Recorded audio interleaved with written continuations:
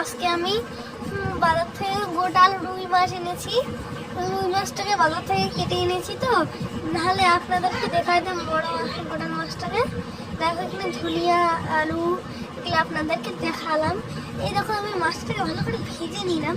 ভেজে উপর ধনিয়া, পেঁয়াজ কুচি, রসুন কুচি, তারপর টমেটো কুচি, আলু, তারপর মাছের ভাজা, ওগুলো দেখালাম আপনাদেরকে।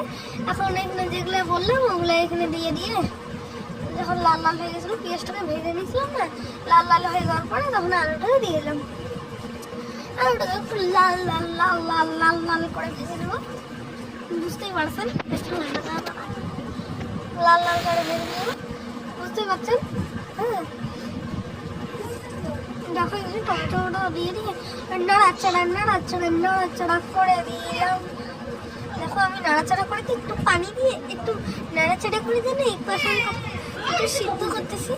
দেখো এইখানে এই গলার আওয়াজটা একদম বড়, আর এদিকে দেখো, হ্যাঁ একই গলার আওয়াজ বুঝছেন না নাকি? এই যে ধুয়ে দিয়ে মাছটাকে দিয়ে দিব। এখন আজকে একটু আপনাদেরকে শর্টকাটে বলতেছি, আমার একটু তাড়া আছে তো, তাই আজকে আমি আপনাদেরকে একটু ভিডিওটা লেট করে দিয়েছি। আপনাদেরকে যদি আমার ভিডিওটা যদি ভালো লাগে তাহলে লাইক কমেন্ট শেয়ার করবেন। দেখো উঠে এসেছে, মশলা দিয়ে নামিয়ে নিলাম। ভিডিওটাকে লাইক কমেন্ট শেয়ার করবেন।